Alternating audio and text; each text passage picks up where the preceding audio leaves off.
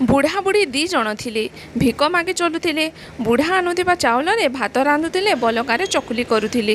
ଦିନେ ବୁଢ଼ୀର ଶିଳପୁଆ ଭାଙ୍ଗି ଯାଇ ତ ମାଛ ଘରେ ଗ୍ରାଇଣ୍ଡରରେ ଚାଉଳ ପେଷିଲା। କଥାରେ ମାଛ ପଚାରିଦେଲା, ଚାଉଳରେ କ'ଣ କରିବୁ ଲୋ ବୁଢ଼ୀ? ଚକୁଲି ପିଠା ଦେଲାରେ କହି ବୁଢ଼ୀ। ଚକୁଲିଟା କେବେ ଖାଇ ନଥିଲା, ମାଛ ପାଟିରୁ ଲାଳ ବୋହିଲା। ଆଣ ଆଣି ବୁଢ଼ୀ ଚକୁଲି କଲା, ଶିକାରେ ଥୋଇ ଗାଧୋଇ ଗଲା। ସମୟ ଦେଖି ମାଛ ସବୁ ଖାଇଲା। ଏମିତିରେ କେତେ ଦିନ ଗଡ଼ିତ ଗଲା। ବୁଢ଼ା ବୁଢ଼ୀ ମୁଣ୍ଡରେ ଚଡ଼କ ପଡ଼ିଲା। ଲୁଚିକି ଧରିଛି କବାଟ କଣରେ ବାଡ଼ି।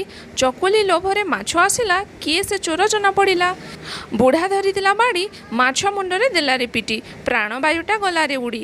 ବୁଢ଼ୀଲୋ, ଆଜି ଖାଇବା ମାଛ ତରକାରୀ, ରାନ୍ଧି ପକାଇବାକୁ ଡେରି ନ କରି। ମାଛ ଝୋଲଟା କେବେ ଖାଇ ନଥିଲା, ସବୁଯାକ ବୁଢ଼ୀ ପେଟକୁ ଗଲା। ଆଇଁଷିଆ ଆମ ବିଲେଇ ନାନୀ। ବୁଢ଼ୀଟା ସଫା କରି ଖାଇଲାରୁ ନାନୀର ପେଟକୁ ହାଡ଼ ବି ଗଲାନି। ନାନୀଟା ଆମ ଭାରି ଚାଲାକ। ମିଆଉଁ ମିଆଉଁ ଦେଲାରେ ରଡ଼ି ଝୋଲଟା ସବୁ ଖାଇଛି ବୁଢ଼ୀ।